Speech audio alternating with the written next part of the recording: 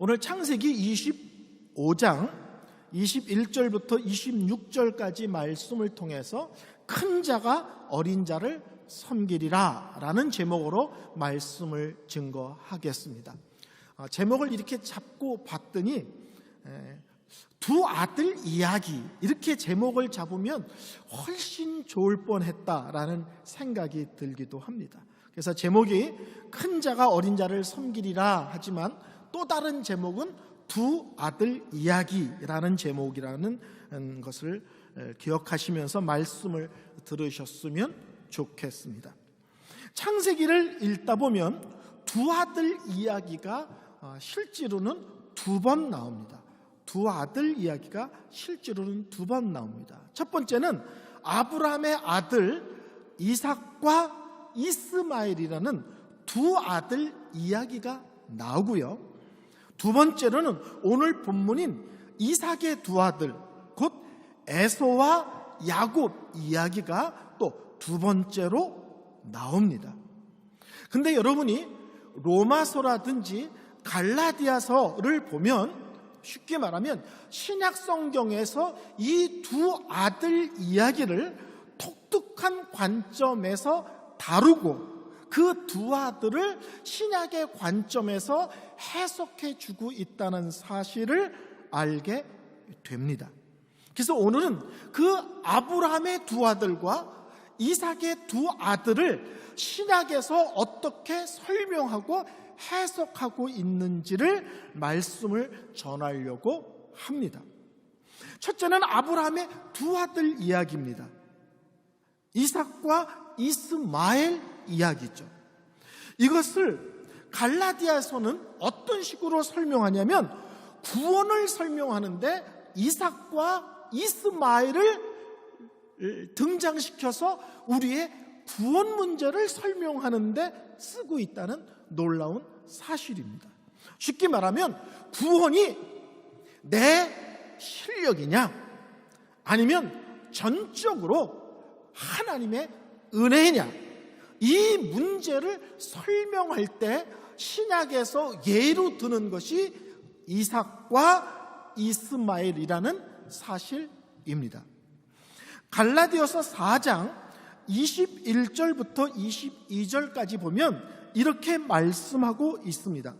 기록된 바 아브라함에게 두 아들이 있으니 하나는 여종에게서 하나는 자유 있는 여자에게서 낳았다 하였으며 여종에게서는 육체를 따라 낳고 자유 있는 자에게서는 약속으로 말미암았느니라. 아브라함에게 두 아들이 있는데 하나는 여종을 통해서 육체를 따라 낳았고 또 하나는 자유자인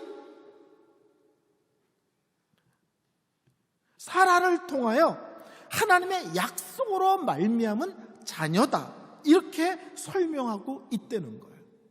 자, 이스마엘은 우리가 잘 아는 대로 아브라함이 하갈을 통해서 낳은 아들이죠. 근데 이삭은 사라가 90세에 사라 스스로의 고백으로 표현하면 나는 여자로서 아기 낳을 수 있는 모든 기능이 이미 끝났습니다. 그러므로 나는 아기 낳는 게 불가능합니다를 자기 입으로 스스로 고백한 뒤에 하나님이 친히 찾아오셔서 아니다, 내가 너에게 자녀를 줄 것이고 내년 이맘에 네가 아들을 낳을 것인데 그 이름을 이삭이라고 하라고 지시하고 말씀합니다. 그러니까는 아브라함에게 있어서 이삭은 단순하게 자녀를 낳았다가 아니라 우리는 불가능합니다, 우리는 답이 없습니다. 근데 하나님께서 허락하신 자녀이기에 이삭은 그 자체가 기적이며 그 자체가 은혜입니다를 고백하고 있다는 거예요. 그래서 이삭은 그냥 내가 낳았다가 아니라 하나님이 주셨습니다, 하나님이 허락하셨습니다, 하나님이 우리 가정에 기적을 일으키신 것입니다를 고백하는 거예요. 그래서 성경은 이스마엘은 아브라함과 하갈이라는 사람이 내 스스로 아이를 낳을 수 있는 능력이 있는 여자를 통해서 낳았기에 내 실력으로 낳은 것으로 보고, 이삭은 자식을 낳는 것이 불가능한데 하나님이 주셨으니 이것은 전적인 하나님의 은혜로 받은 선물이라고 본다는 사실입니다. 그래서 이 이스마엘과 이삭, 이 두 사람을 비교하면서 갈라디아서는 뭘 설명하냐면, 구원이 사람의 노력과 애씀으로 가능하냐 아니면 전적인 하나님의 은혜냐를 설명하는 예로 사용하고 있다는 사실입니다. 성도 여러분, 어떻게 생각하십니까? 구원을 어떻게 받는다고 생각하세요? 세 가지로 설명할 수 있습니다. 첫째, 내가 노력하면, 내가 몸부림치면, 내가 다른 사람보다 탁월한 삶을 살아내면 나는 구원받을 수 있다 라고 생각하는 분들이 계실 수 있죠. 두 번째, 구원은 하나님의 은혜 더하기 내가 조금 거들어야 된다. 그래도 내가 체면이 있지 어떻게 하나님 홀로 하시게 내버려 두냐. 그래서 하나님이 좀 하시고 나머지는 내가 조금 거들어야 된다라고 생각하는 사람이 있을 겁니다. 세 번째는 아닙니다. 나는 답이 없습니다. 나는 불가능합니다. 나는 죄인입니다. 그러므로 구원은 하나님이 100% 허락하셔야만 됩니다. 하나님이 일방적으로 나를 찾아와 사랑과 은혜와 긍휼과 자비를 물붓듯 부어 주셔야만 가능합니다. 이렇게 고백할 수 있어요. 여러분은 어떻게 생각하십니까? 구원은 어떻게 받는가? 내가 노력하면 받지. 2번, 하나님의 놀라운 구원의 역사 더하기 내가 조금 숟가락을 얹음으로. 세 번째, 아닙니다. 전적인 은혜입니다. 100% 은혜입니다. 성경은 우리가 구원받기 전에 영적 상태를 이렇게 설명합니다. 죽었다. 이렇게 설명합니다. 에베소서 2장 1절에 허물과 죄로 죽었던 너희를 살리셨도다. 제가 자주 강조합니다. 어떤 분들은 기도할 때 이렇게 말합니다. 허물과 죄로 죽을 수밖에 없는 우리를 살리시고, 죽을 수밖에 없는 우리를 살리신 게 아니라 죽은 우리를 살리신 것입니다. 거기서 죽었다라는 것은 영적으로 죽었다는 의미거든요. 영적으로, 쉽게 말하면 하나님과 나 사이가 단절되어 있다는 거예요. 하나님과 나의 관계가 단절되어지면 어떤 일이 벌어지냐면, 하나님에 관한 것, 하나님의 말씀을 통해 우리에게 전해주시는 그 놀라운 진리들, 그리고 영원한 것들, 영적인 것들, 이런 부분을 우리는 우리 스스로 이해하거나, 우리 스스로 믿어지거나, 우리 스스로 아멘할 수 있는 능력이 전혀 없다는 거예요. 여러분, 죽은 사람의 특징이 뭡니까? 죽은 사람의 특징은 반응할 수 없다는 거예요. 여러분, 가족 중에 돌아가셨어요. 그 앞에 가족들이 막 울어. 그러면 죽은 분이 잠깐 일어나서 위로하고, 괜찮아, 괜찮아. 그리고 위로하고 힘을 내, 용기를 가져. 그리고 다시 눕든가요? 우리가 그분 앞에, 죽으신 앞에 어떤 것을 해도 특징은 죽은 자는 반응하지 않는다는 거예요. 성경은 하나님을 알지 못하는 모든 사람들은 영적으로 죽었고, 죽은 자들의 특징은 하나님에 대하여 스스로 반응할 수 없다. 하나님 말씀에 대해서 스스로 이해되거나 깨닫지거나 믿어지거나 은혜를 받거나 이런 것 없다. 영원한 것에 대해서, 영적인 것에 대해서 아무리 설명을 잘해도 절대로 이해하거나 말귀를 알아들을 수 없다는 거예요. 또 하나, 성경에서 예수 믿기 전에 우리의 상태를 설명하는 대표적인 단어가 뭐냐면 전적 타락입니다. 전적 타락은 뭐냐면 나라는 존재에게 있어서 죄의 영향을 받지 않은 구석은 하나도 없다. 나는 생각하는 것이든 말하는 것이든 뭘 하는 것이든 나라는 존재 전체는 죄의 오염이 되어 있다. 다른 말로 하면 나는 죄를 안 지을 수도 없고, 두 번째로는 지은 죄를 해결할 수도 없는 그런 답이 없는 존재다. 이것입니다. 그래서 성경은 언제나 구원을 설명할 때 내가 하나님께 나아간 것이 아니라 놀랍게도 하나님이 죄인인 우리를 찾아오셨다로 시작한다는 거예요. 아멘? 뭐가 은혜입니까? 하나님이 죄인인 나에게 찾아오셨다가 은혜입니다. 믿음은요, 성령께서 찾아오셔서 나에게 믿음을 주신 것입니다. 성령께서 찾아오셔서 내가 성경을 읽거나 교회에 나와서 설교를 듣는데 그 말씀이 이해가 돼, 믿어져, 깨달아져, 은혜가 돼, 아멘 돼. 이거 다 어떻게? 성령께서 내 믿음을 허락하시고 귀를 열어 주셔서 알아먹고 이해가 됐다는 거예요. 이해가 되시겠죠? 끄떡이지 않으면 이제 예화가 들어갑니다. 마태복음 6장 요한복음 6장은 아주 깁니다. 오병이어의 기적을 설명하고 있어요. 근데 왜 이렇게 많은 사람이 모였느냐? 그 앞에 병 고치는 기적이 있었어요. 예수님이 온갖 병을 고치자 그 소문을 듣고 사람들이 구름대같이 모여들었습니다. 성도 여러분, 병을 고친 것은 당사자와 그 가족에게는 직접적인 거지만 나머지 사람들에게는 구경일 뿐입니다. 근데 오병이어의 기적, 보리떡과 물고기로 그 많은 사람이 먹는 기적은 한 명도 예 없이 지네들이 눈으로 보았고 손으로 만졌고 그것을 입으로 씹어 삼켰어요. 한 명도 예 없이 모두 다 놀라운 주님의 기적을 체험했습니다. 그 결론이 뭔가요? 당신은 하나님의 아들 맞군요. 당신은 구약에 예언된 그분이 맞군요. 이게 그분들의 반응입니까? 아니요. 그들이 일어나서 우리의 임금이 되어 주소서 이렇게. 야, 예수 이분만 붙들고 있으면 병이 들어도 문제가 없고 배고파도 문제가 없고 이분 임금 삼자. 여러분, 예수님을 자기 눈으로 봤습니다. 예수님이 기적을 행하는 걸 영거포 2개를 봤어요. 온갖 병을 고치고 오병이어의 기적을 보고. 근데 그들의 반응은 놀랍게도 영적인 믿음의 반응이 아니라 세상적이고 인간적인 반응이에요. 예수님 우리 임금 삼자.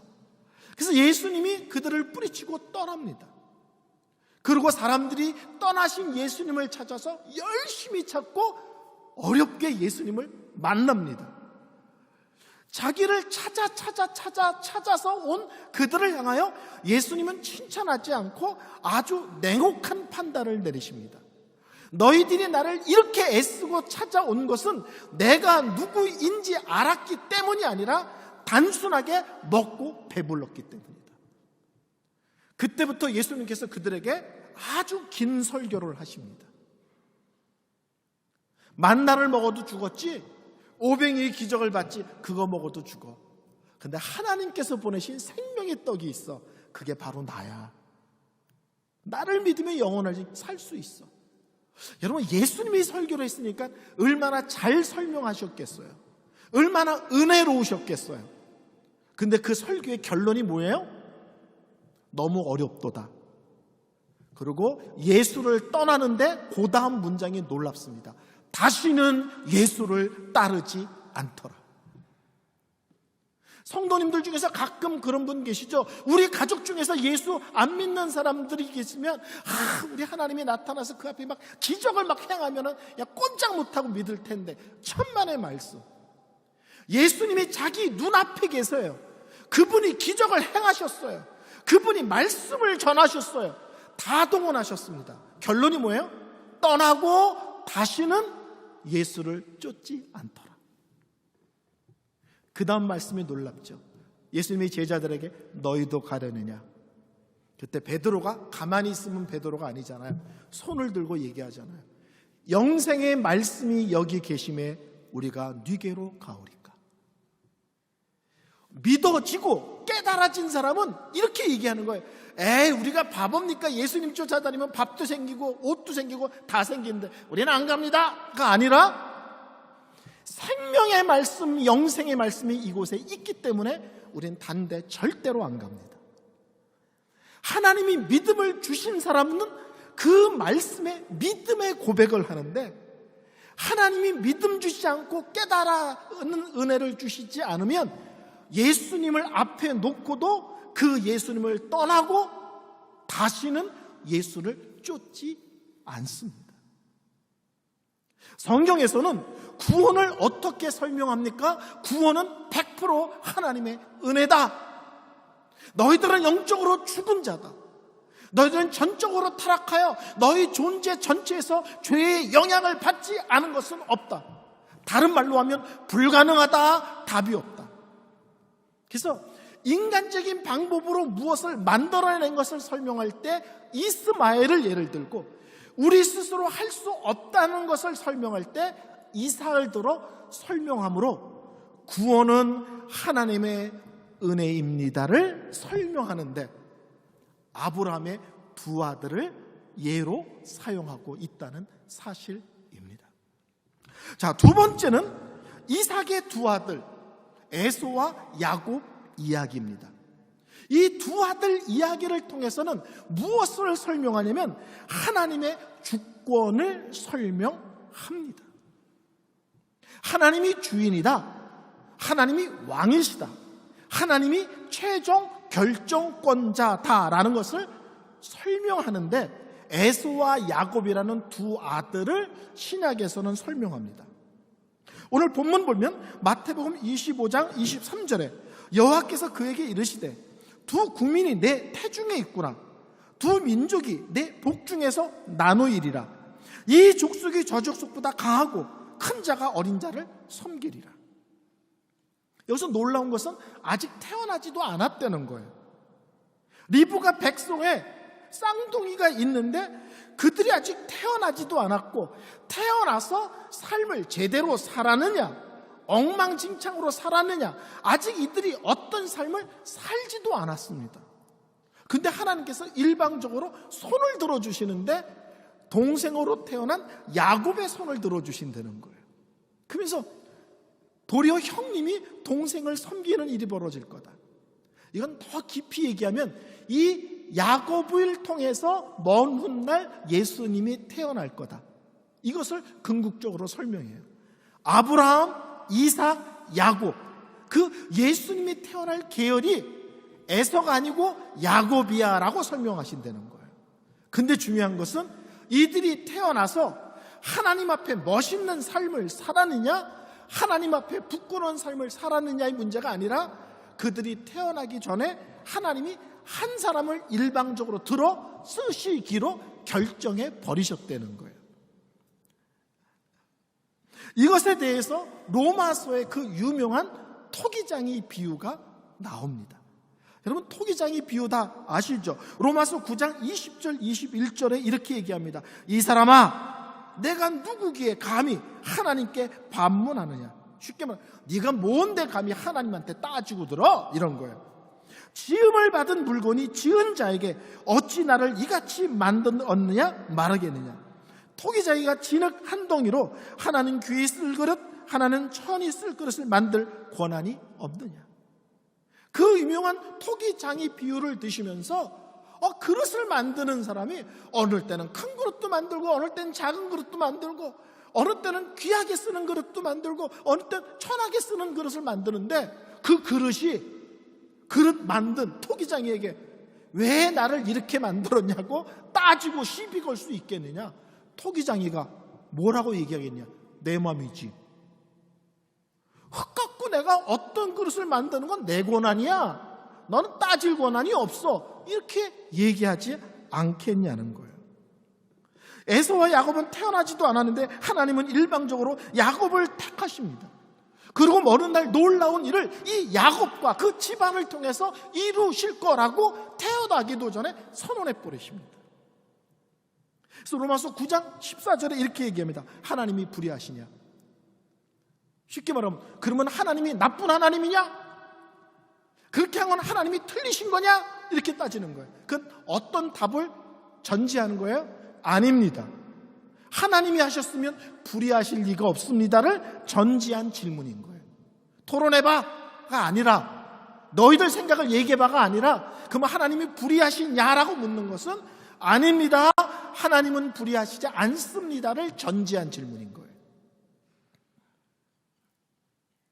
우리는 하나님이 주권자라는 사실을 간혹 잊고 살 때가 많습니다.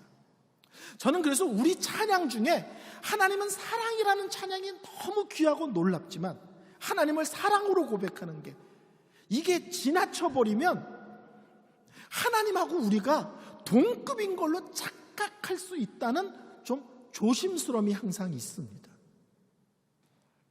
그래서 시편에 보면 두렵고 떨림으로 하나님을 예배한다는 말이 얼마나 중요한 말인지 몰라요.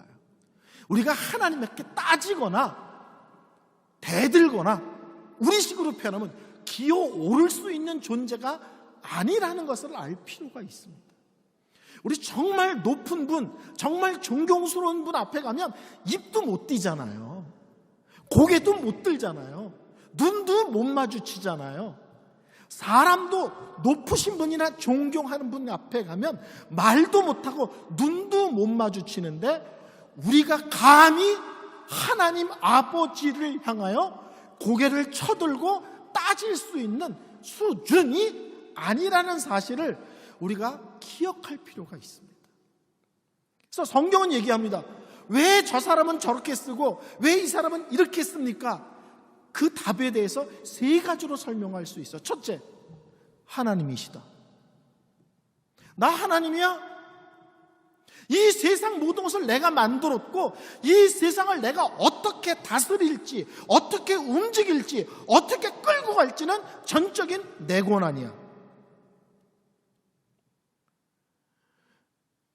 여러분, 친구들이 와서 우리 집에 와서 소파를 왜 이런 거를 샀느냐, 그릇을 왜 이런 거를 꺼내놓냐 그러면은 되게 기분 나쁘지 않아요?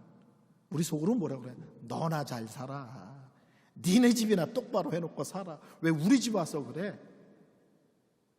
근데 우리는 잘못하면 하나님에게 우리가 그렇게 할 수 있다라는 착각을 할 수 있다는 거예요. 우리의 삶 속에서 이해할 수 없는 일이 벌어집니다. 오늘 보면 왜 에서는 냅두고 야곱을, 다음 주에 또 말씀드리겠지만, 저렇게 형편없는 야곱을 왜 사랑하시지? 하나님이 말씀하시는 거야. 내가 그렇게 결정했어. 왜요? 나 하나님이야. 나 창조주야. 내가 이 세상 모든 것을 다스리고 움직이는 자야. 그럼 우리가 할 수 있는 얘기는 뭐예요? 예, 알겠습니다. 그분의 결정에 대해서 우리가 따지거나 토를 달 수 있는 존재가 아니라는 것을 기억할 필요가 있습니다. 두 번째로 우리가 이런 문제, 이해할 수 없는 일들 앞에서 두 번째 하나님에 대한 답은, 그분의 뜻은, 그분은 크고 높은 뜻을 다 이해할 수가 없다는 거예요. 여러분, 참새가 봉황의 뜻을 어떻게 이해하겠습니까? 그러면 피조물이 창조주의 뜻을 다 어떻게 이해하시겠어요? 제가 올해 목사 된 지 올해 30년 됐습니다. 호봉 30년입니다. 30호봉. 근데 가끔 목사들 만나면 저보다 안수받은 지 훨씬 얼마 안 된 사람들이 제 앞에서 목회가 이렇고 목회가 저렇고 그렇게 막 얘기를 하거나 어느 때는 훈수를 주거나 심한 때 가르치려고 들어요. 그럼 제가 뭐라 그럴까요? 웃고 말아요. 니들이 뭘 알겠니? 목사 호봉 15년이 뭘 알겠니? 그래도 목사를 한 30년은 해야 뭘 좀 알지 않겠냐? 여러분, 하나님의 뜻과 계획을 우리가 어떻게 이해할 수 없겠어요? 근데 우리가 이해가 안 되면 하나님은 틀렸다고 생각을 한다는 거예요. 하나님이 그렇게 하시는 것은 틀렸다는 뜻이 아니라, 하나님은 하나님의 계획이 있고 하나님은 하나님의 뜻이 있는 거지, 우리가 이해할 수 있는 수준은 아니라는 겁니다. 그래서 이사야 55장 8절부터 9절에 이런 놀라운 말씀이 있잖아요. 이는 내 생각이 너의 생각과 다르며 내 길은 너의 길과 다름이니라. 여호와의 말씀이니라. 이는 하늘이 땅보다 높음 같이 내 길은 너의 길보다 높으며 내 생각은 너의 생각보다 높음이니라. 우리가 흔히 생각하는 쓰는 표현 있죠. 하늘만큼 땅만큼 이런 거 있잖아요. 오늘 본문이 이거예요. 하나님의 생각과 우리의 생각은 수준이 어느 정도냐? 하늘과 땅만큼의 수준 차이가 난다고 생각해. 하나님이 말씀은 이렇게 했지만 그 정도일까요? 하늘만큼 차이가 나겠죠. 왜 에서는 아닌가요? 왜 야곱인가요? 설명할 수 없습니다. 하나님이 하셨다는 것밖에 모릅니다. 우리가 다만 아는 것은 하나님이 결정할 수 있는 분이라는 것. 두 번째, 그분의 뜻과 계획을 우리가 다 이해할 수 있는 것이 아니라는 겁니다. 세 번째, 우리가 이해할 수 없는 일을 겪었을 때 세 번째 답은 뭐냐면 하나님은 선하시고 사랑이시다예요.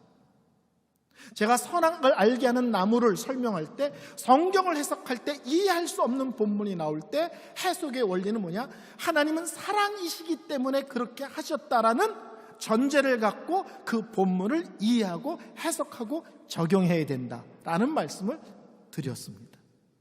왜 에서는 아니고 야곱인가요? 태어나지도 않았는데, 아직 어떤 잘못도 안 했는데 왜 이렇게 하셨나요? 알 수 없습니다. 세 번째 답은 하나님이 하셨다면 그것은 선하시고 사랑 때문일 것이다라는 고백입니다. 그래서 오늘 성경은 이삭의 두 아들 이야기를 통해서 성경에서 우리에게 설명하는 것은 하나님이 최종 결정권자다. 그분이 주권자다. 근데 왜 이렇게 하셨어요? 하나님이 주권자란 걸 알겠는데 왜 이렇게 하셨어요? 이해가 안 돼. 이해가 안 돼? 세 가지를 기억하라. 하나님이야. 그분이 하나님이야. 두 번째, 그분의 생각과 우리의 생각은 하늘만큼 차이가 나는 거야. 어떻게 그걸 다 이해하겠어 너희들이. 다만 우리가 아는 것은 하나님은 선하시고 사랑이시기에 이렇게 말씀하시며 이렇게 결정하신 것은 다 우리의 유익을 위해서 그렇게 하셨을 거야 입니다. 설교를 결론 내리겠습니다. 우리가 성경을 읽을 때 구약을 읽으면서 신약을 잘 이해하셔야 되고 또 신약을 읽으면서 구약을 이해하셔야 됩니다. 그러니까 신구약 성경을 골고루 읽으실 필요가 있습니다. 한쪽으로 편중되지 않으시고요. 그리고 그런 것을 통해서 뭘 배워가냐면 하나님의 하나님 되심, 그리고 하나님의 일하심을 우리가 말씀을 통해서 하나씩 배워가고 또 깨달아가는 것입니다. 이번 한 주 우리가 두 가지를 기억했으면 좋겠습니다. 내가 예수를 믿은 지 오래되고 내가 구원받은 지 오래되었을지라도 이 구원이 내 실력이 아니며 하나님의 은혜였음을 이번 한 주 다시 기억했었으면 좋겠습니다. 그리고 나의 인생의 전체가 내가 결정하는 것이 아니라 하나님이 결정하시고 하나님이 끌고 가시는 인생임을 우리가 믿음 안에서 그분의 사랑 안에서 기억하고 고백하는 모습들 되시기를 바랍니다. 우리 찬양 드리겠습니다.